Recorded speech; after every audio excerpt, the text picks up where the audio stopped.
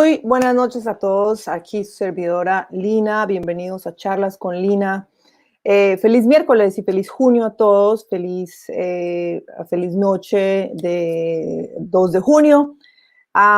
Con 4 semanas para las elecciones primarias del 22 de junio, Harlem sigue siendo uno de los vecindarios más concurridos de la ciudad, con 3 carreras pues bastante importantes y bastante disputadas en 3 diferentes distritos. Harlem tiene 3 diferentes distritos. Harlem queda, como ya saben, en la isla de Manhattan, y hay 3 distritos diferentes. En el distrito 9 de Harlem, la persona que está ahorita de consejero de City Council es un señor que se llama Bill Perkins, que se está postulando nuevamente porque su término no ha terminado, no se ha terminado, todavía puede ser reelegido. Pero enfrenta un duro desafío porque tiene 14 contendientes diferentes que esperan fácilmente derrocarlo porque lo acusan de que en realidad ha estado medio ausente de Harlem y que en realidad no ha hecho mucho. Liderando este grupo está KRISTIN Richardson Jordan, una autora, poeta, activista lesbiana que ha recaudado más de $231,000 en fondos públicos y privados. Hablamos hoy con KRISTIN. KRISTIN, thank you so much for joining us. I made this intro in Spanish. I was telling people, Harlem has 3 districts.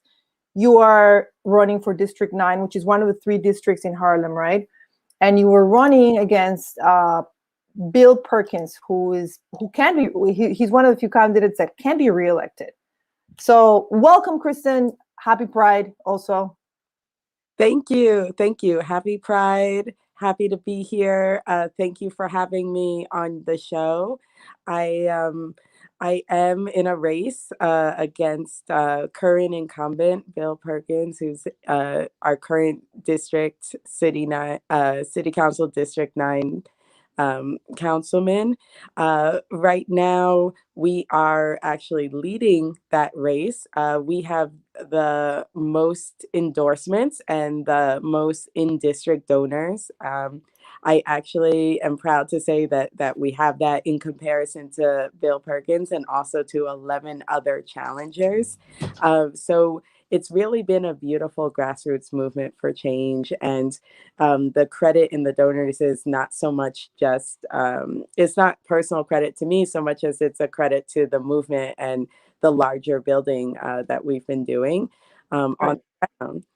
That's awesome. One of the things I've been following your campaign, and I really like the radical love part of it. I haven't seen that in any other no other candidate is running on a radical love platform, which it's amazing. So tell us what does radical love mean for Harlem? If you were to be elected, what does that look like in real life for the folks living there? And I understand that you're 3rd generation Harlemite, which is awesome. So what do the people of Harlem need? What are the issues, and how are you going to to make this radical love for everybody in your district? So the mission of Radical Love is about service. It's about putting people first, and it's about recognizing that every person has value. Everyone deserves basic human decency and good treatment. So when I say radical love, I'm talking about things like a free, accessible subway. I'm talking about quality education for everyone, housing as a human right, decent housing with repairs made that are needed to be made, permanent homes, shelters, a homes guarantee, universal rent stabilization. I'm talking about environment. Radical love is about having a love for our planet and making sure that we take care of it for the future, for the generations to come, which is why I'm for a New York Green New Deal and a Green New Deal for NYCHA housing specifically. And I see all of the needed change as being connected to budget justice, So when I talk about radical love, and this is, I guess, the radical piece of the love part, is that we do need to redistribute wealth and resources. We need to make sure we have budget justice. We need to reallocate funds away from NYPD, away from new jails, into affordable housing and education and parks for the kids. There is currently $10 billion allocated for new jail cells and $6 billion allocated for NYPD. But the sanitation budget was cut by 26 million, but the education budget was cut. So, and we see the effects of that, especially here in central Harlem. We can look around and we can see that we don't get the same amount of trash pickups. We don't have the same number of trash cans. The streets are dirty, they're disgusting. We don't have the same access to healthy food. We are living in a food desert without healthy eating options, affordable healthy eating options. And experiencing it on multiple levels. So radical love is about breaking down this traditional political bubble where our political leaders are really more focused on power and money as opposed to service. The idea of being an elected official is that you're a public servant. That's the whole point. So Right. that's what I'm trying to break down. And it's I know it's unusual, but it should not be unusual because again, the whole idea of being an elected, what it should be is about service and about humanity and about making our communities better and stronger for everyone. Right. And how would you, Kristen, I understand from, from speaking with the various candidates and knowing what I know about the city budget, I understand that we're in a huge deficit, right? How Yeah. are you going to reconcile what's happened, right? We just went through, all hell broke loose last year. We lost a lot of money, we lost a lot of tourism. The money that we would have gotten 2 years ago is not what you are going to inherit, right? So how are you going to reconcile the fact that there is a deficit with the fact that people do need help? People do need all of this, people more than ever need all of these resources that, that the government should, quite frankly, give them. How are you going to, how is that reconciled in your plan? Yeah, absolutely. What we have to do is we have to increase revenue, and what that's going to mean is that we need to have a tax. I am calling for a land value tax on vacant properties and on vacant apartments. And what it would mean is that there would be a tax that would land on really the wealthiest New Yorkers. We're talking about the top 1%, even a smaller fraction than that. And what that can do is generate money that we could then use for repairs in NYCHA and retrofitting the buildings and education and all the things that I named before. What it would also do, because the tax would be on vacant properties, is it would incentivize those who own property and are sitting on it right now to actually make use of that space. So and it would also incentivize those who are landlords to lower the rents so that they could fill their spaces, whether it be commercial and be retail spaces or whether it be apartments, and to lower the rent so that the space would be filled because otherwise they would be taxed. Whereas right now there is no there is nothing that holds the real estate accountable for really filling those vacant lots and those vacant spaces.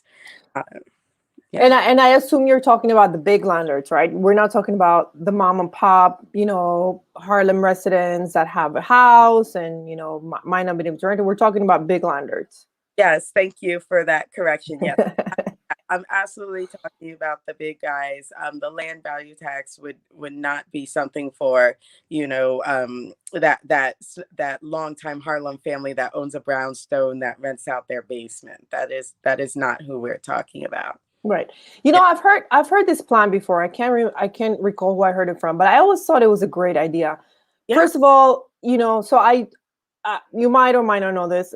I do employment law, so I help workers. I'm a pro worker plaintiff side attorney, and I always ask this question. Like, what about bringing jobs back to New York? Like, what are we going to do about the workers? And inevitably, the conversation always leads to, well, what about the businesses? What about the empty store laws, right? Like, what about without these businesses, there can be no, if we don't have businesses, we can't really give jobs to the people, right?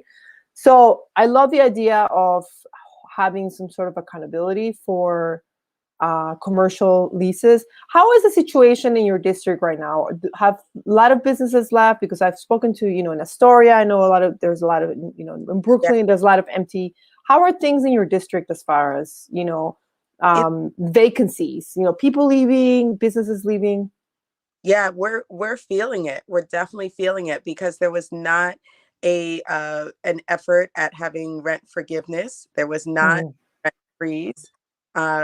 That is something that I called for, and other activists and other organizers and even other people running for city council called for. And I still feel that way. I still believe we need to look at rent forgiveness because we are going to wind up in a space with the upcoming evictions and the moratorium ending where people are going to be displaced. Now, in terms of the storefronts, we have seen storefronts already be displaced. Unfortunately, a lot of our Harlem gems did not survive the pandemic, and it's really sad to see that we did not get the relief soon enough, that it didn't go to the right places to really help some of our mom and pops to make it through the pandemic. It's really unfortunate, and it wasn't necessary. And I keep telling people that even while yes, there are plenty who are losing money, that there are also those who are making money, who have been making money off of this pandemic. And New York is still a very wealthy city. We are still home to almost 1 million millionaires. We have 87 billionaires in this city. So there's too much money here for the displacement that is taking place. It doesn't need to happen. And it's really affect the character of the neighborhood as well. Yeah. It's been happening for a while. Yeah. So KRISTIN, what are the three, I'll give you five. What are the five top issues that you see as absolutely pressing in your neighborhood? So, some neighborhoods have some issues more than others. I believe New York City has, it's New York City. We're an entire city. We're not, we're holistically, we have the same issues. But District 9, what are the top issues that you see as most pressing? I know you mentioned, and I have seen on, I've seen on your website that police reform is one of them, right? And I think that's very important, not just for your district, but maybe particularly for your district. I don't know. But what other things are you going to are at the forefront of your plans for District 9? So I have 7 different policy focus areas and almost 11 steps for almost each focus area in my Harlem policy acronym. So there's a lot there. But if I had to highlight the top ones, I would say housing front and center is the biggest issue in this district. The people of Harlem are being displaced, and it's completely unacceptable. And it's very harmful to our community. And it's completely unnecessary, and it's very avoidable. And it's something that our local officials have not done the work in order to keep Harlem safe and keep our legacy safe in that way. And it's not that new people can't move in, and it's not that white people can't move in, but it's unacceptable to have others move in at the expense of those of us who have been here. And like I said, I'm third generation. And if you're not, that's fine, but don't come mess it up. And let's make sure that we set regulations for the landlords and for the developers, that we have things highly regulated to the state where people are not getting displaced from their homes. And so that would be really top issue for the district. And we have to act now. We have to act very quickly, because if we look around, Harlem has changed significantly, and we can look around in 10 years and Harlem will not be Harlem. So we really have to act fast. And we also have to do some restorative justice work, which is something I've talked about, where we need to look at a right to return and a first choice option for people who were formerly Harlem residents who did get displaced, because we have repair work to do as well.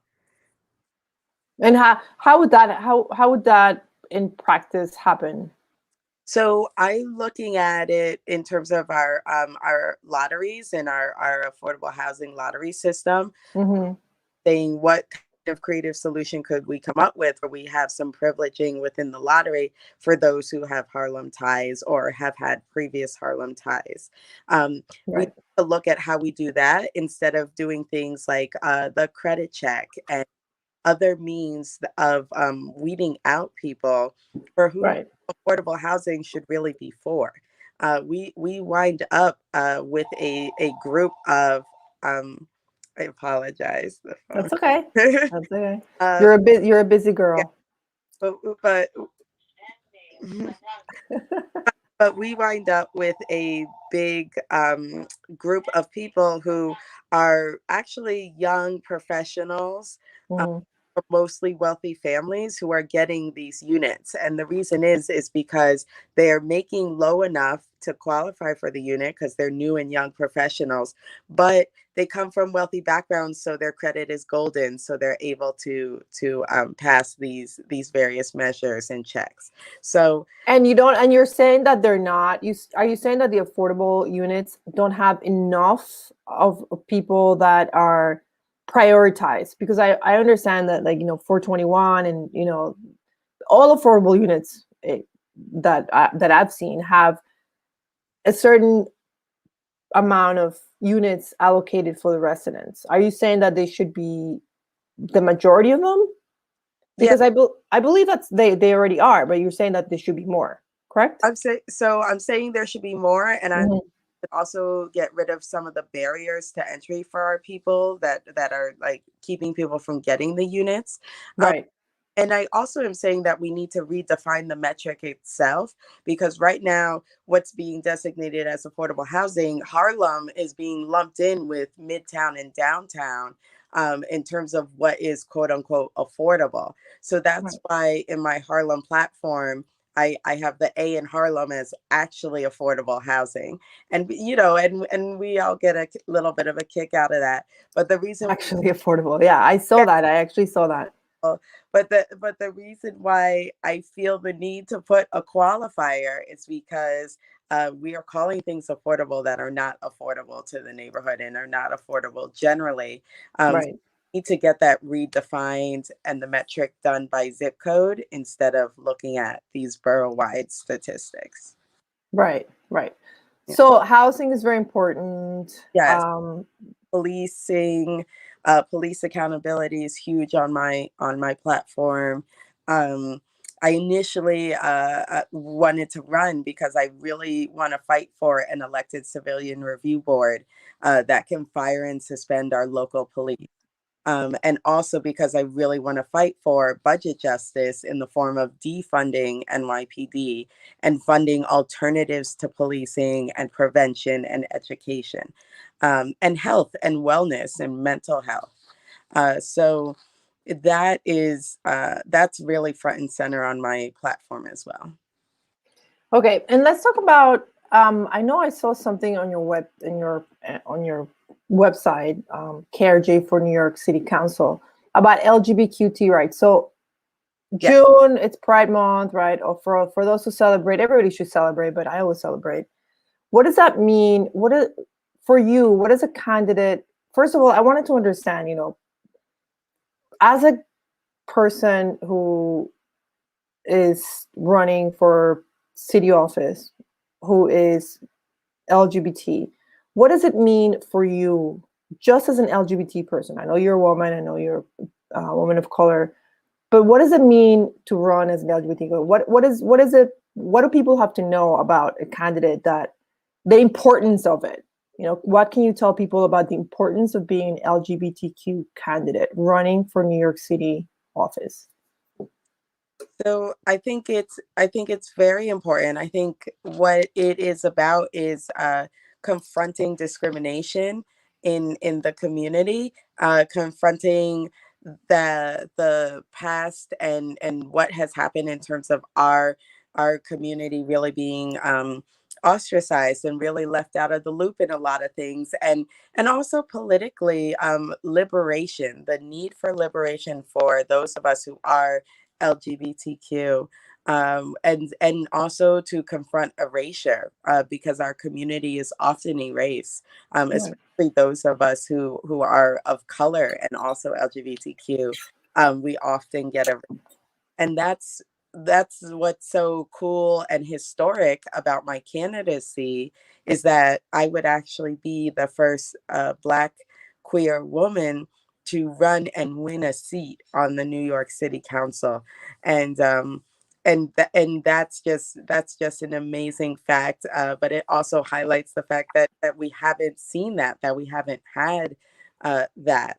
Right. Um, and the significance of that, I think, is actually overwhelming, because I've been a teacher the past 10 years, and I promise you the kids notice. They see who is elected and why, and they see who looks like them and who doesn't, and who reflects them and who doesn't, and it Right. communicates all types of value judgments in terms of self-worth, and how they see their peers. So Right.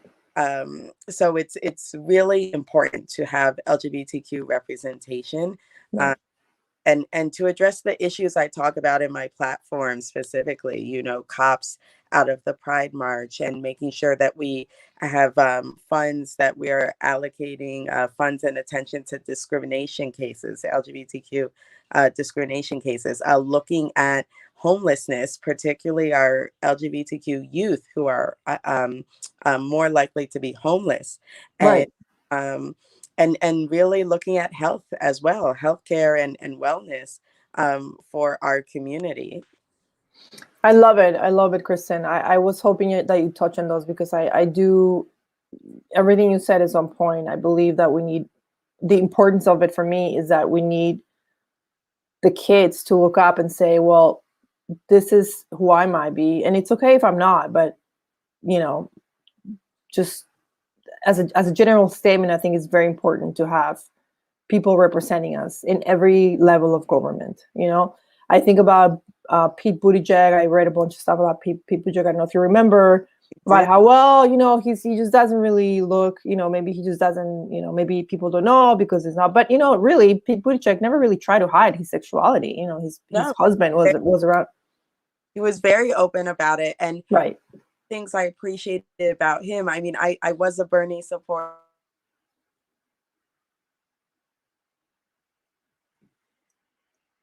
Out a little.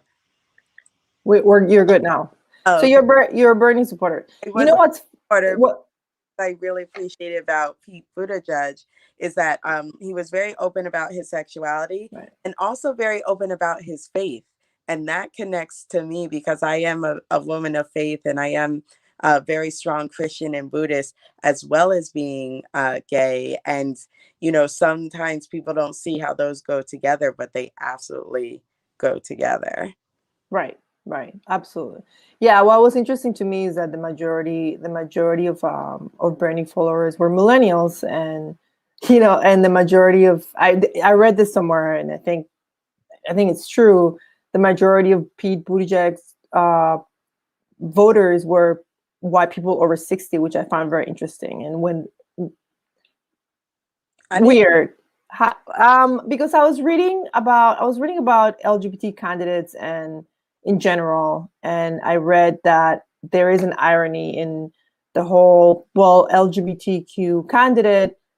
You would think that a lot of LGBTQ voters would pay attention, but not in Pete Buttigieg and Bernie Sanders. And you're a perfect example of that. You just say you're a Bernie supporter, which makes sense to me in another way. But the fact that Bernie has the most LGBTQ votes and millennials voting for him, it's just interesting. He's an older white guy that is not gay, not young like Pete Buttigieg. But anyway, Kristen, Mhm. Just an observation. I think what you said about visibility for LGBTQ is great. And thank you for saying that. So we have the housing crisis. We have defund the police. I was talking to somebody last week. I was talking to another candidate, another district, who's going on the Republican ticket. And she was telling me, she basically explained to me why it's a bad idea to defund the police. You know, crime is going up. For those people who think, look, their crime is going up, why would you want to defund the police? Give us a little explanation as to why it's, in your opinion, for your district, the funds are better off going to some things and not to the NYPD. Why is that a good idea?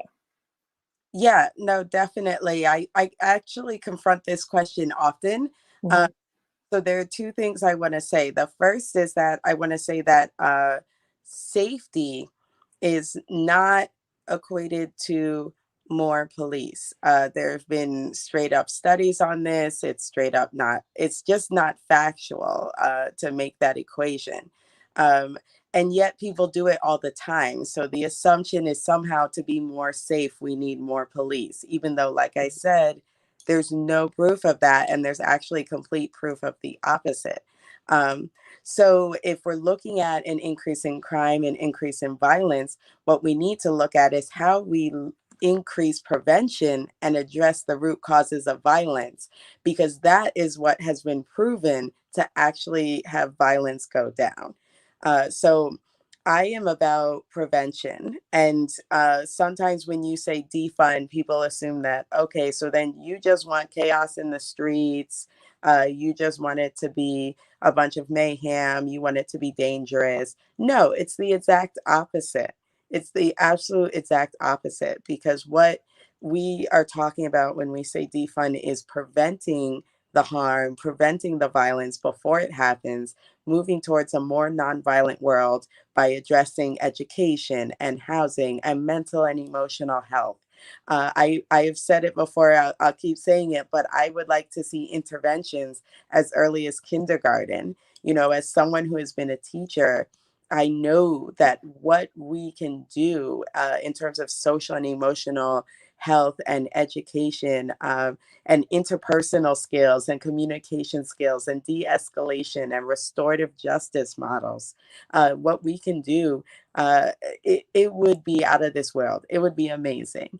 And when we do that, we will decrease the level of violence and crime, and then we don't need the presence of a violent state, of a violent police force, because we've actually decreased the presence of the violence interpersonally.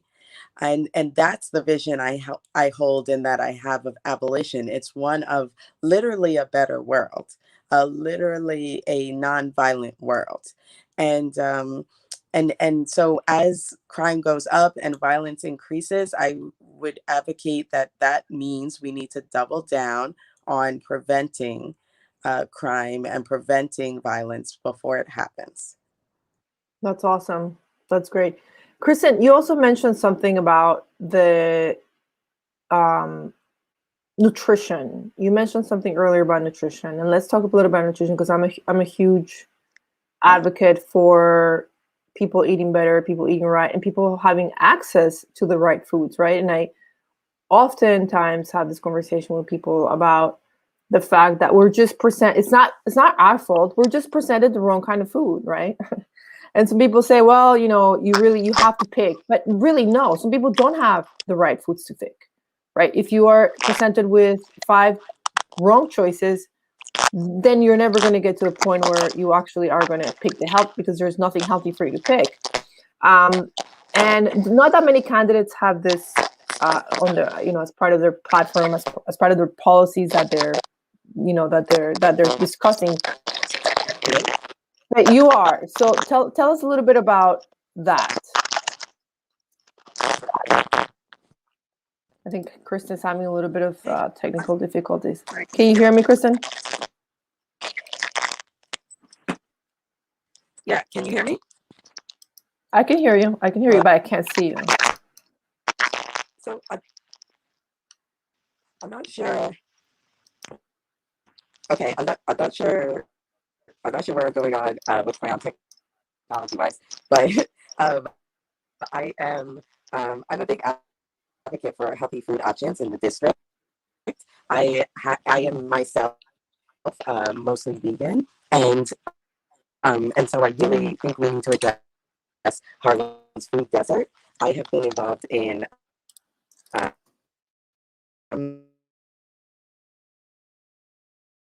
All right. I think Kristen was having some issues there with her cell phone. We're going to wait for her. But in the meantime, I think it's so amazing to see candidates talk about their platforms, talk about what's important to them, talk about what they see as the issues in their district. It's also awesome to hear what the solution is, what they're proposing as a solution, right? So I was very interested in hearing, what Kristen had to say about this issue of not enough healthy food being presented to the kids in schools, at supermarkets, affordable, healthy food. It's an issue, and it's an issue that not everyone is talking about. But we are going to wait for Kristen and see if she comes back.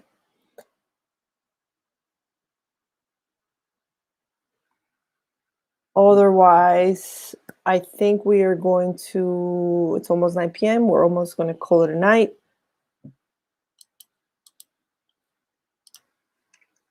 Let me talk to Kristen.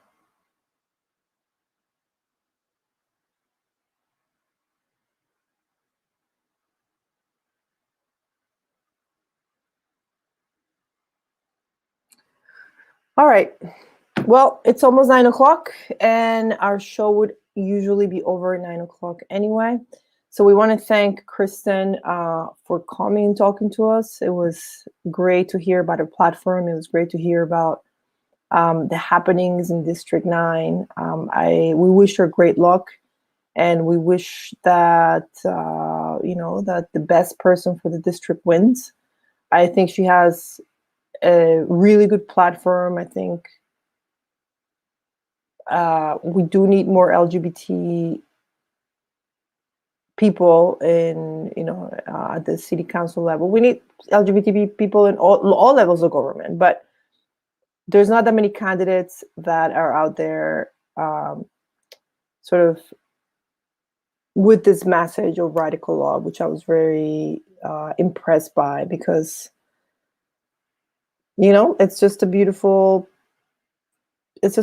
way to start your conversations. This is radical love. This is what radical love means to me, and this is how I'm going to give radical love to all the people that I'm serving. And we appreciate anyone's desire to serve the people that they're supposed to serve, and to have a platform that is all encompassing, that serves everybody. So we wish Kristen great luck, and we will end tonight with wishing everybody good night, and we will see each other next week on Wednesday at 8 p.m. when we're going to talk to yet another candidate for city council. We don't know who yet. It'll be a surprise. But thank you, everybody, and have a great night.